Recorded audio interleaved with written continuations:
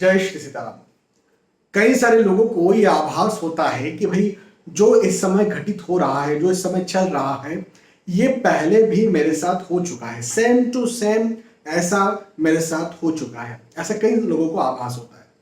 कई लोगों को पूर्वाभास होता है, जैसे कुछ घटने वाला है तो पहले ही लग जाएगा कि यार वहाँ वाले जो मामा जी हैं उनके साथ कुछ गड़बड़ हो सकता है, या फिर उस जगह पर वो जो ब्रिज है वो ब्रिज या तो टूट सकता है या फिर वहां पर एक्सीडेंट हो सकता है। और फिर कुछ घंटों बाद, कुछ समय बाद या कुछ दिन बाद, 1 2 4 दिन बाद वो खबर आ जाती है जो इन्हें ऐसा फील हुआ था, ऐसा लगा था, ऐसा आभास हुआ था।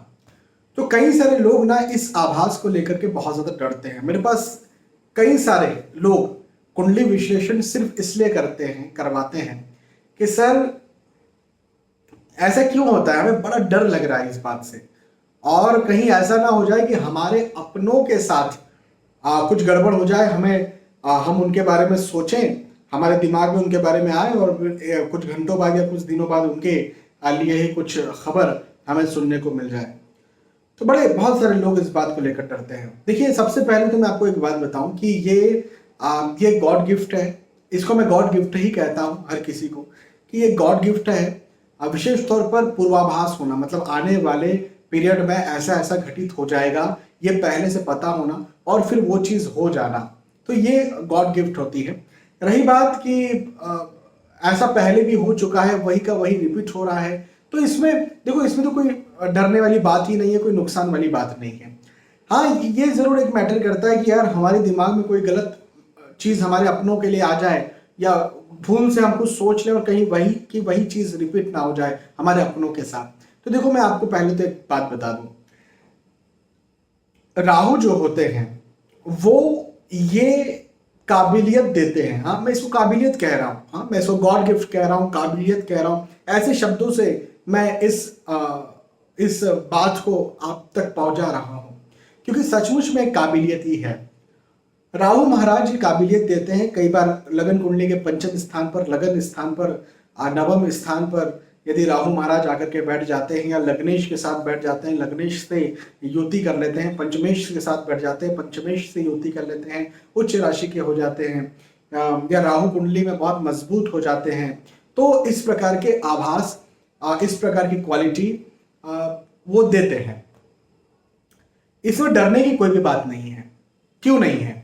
क्योंकि दो बातें हैं। यदि आपको लग रहा है कि पहले से ये मेरे साथ हो चुका है, वही रिपीट हो रहा है, तो कोई इसमें डरने वाली बात ही नहीं है। ये एक सिंपल आभास है, ठीक है, जी लीजिए उसको। लेकिन आपको यदि लग रहा है कि यार मैं मुझे कुछ पूर्वाभास होता है और वो चीज घटित हो जाती है, वो बुरी चीज घटित हो जाती है, तो देखिए, ये जो है ना, ये आपके खुद के सोचने से कुछ नहीं होता।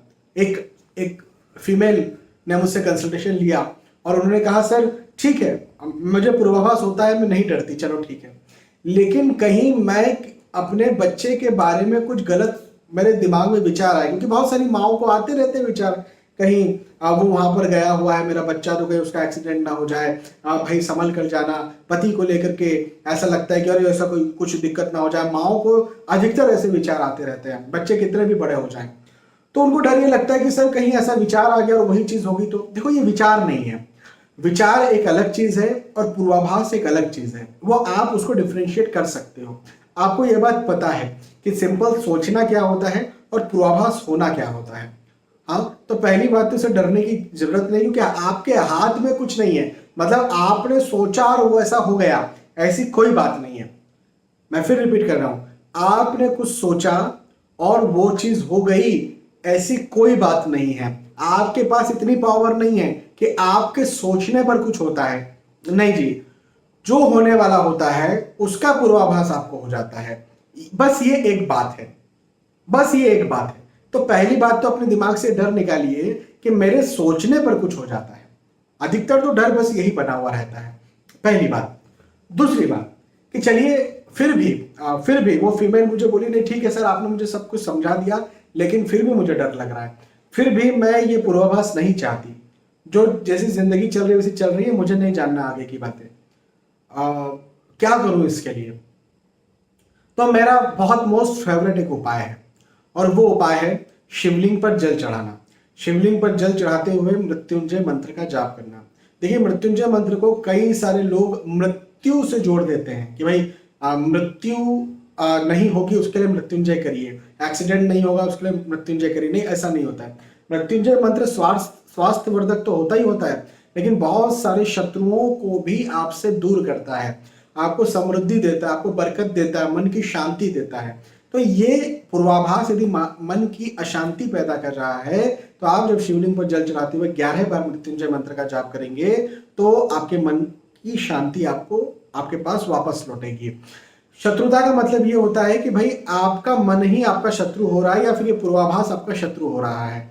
तो ये पूर्वाभास भी आपका कम हो या खत्म हो जाए, ऐसा भी इस रेमेडी को करने से होता है। इसी के साथ साथ हर मंगलवार के दिन और शनिवार के दिन हनुमान जी के मंदिर जाना, वहां जाकर के हनुमान चालीसा का पाठ करना और हनुमान जी को नारियल भेंट करना, चाहे फीमेल हो चाहे मेल हो, नारियल भेंट करना भी इस प्रकार के पूर्वाभास से डर को खत्म करता है, या पूर्वाभास को भी कई बार खत्म कर देता है।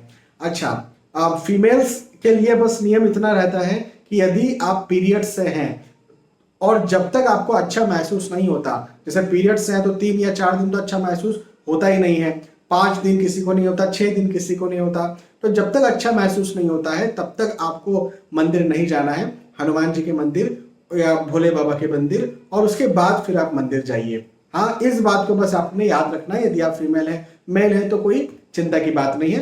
मन और शरीर, मेल है तो भी मन और शरीर शुद्ध तो होना चाहिए आपके, लेकिन आप रोज जा सकते हैं नहा धो करके। तो वैसे तो कोई डरने की बात नहीं है, आपको डर बस ये बात का होता है कि भाई मेरे सोचने पर कोई प्रॉब्लम हो रही है, कुछ दिक्कत हो रही है, कुछ बुरी घटना हो रही है, तो अपने दिमाग से ये बात निकाल दीजिए कि मेरे सोचने पर नहीं हो रही है। फिर भी आपको ये पूर्वाभास खत्म करना है, कम करना है, इस डर को खत्म करना है, तो आपको जो मैंने सिंपल सी 2 बातें बताई, रेमेडी बताइए, आप ये करिए, आपको लाभ मिलेगा। ठीक है, बहुत बहुत धन्यवाद। फिर मिलते हैं आने वाले वीडियोस में, तब तक के लिए आज के इस वीडियो आपसे विदा चाहता हूं। जय श्री सीताराम।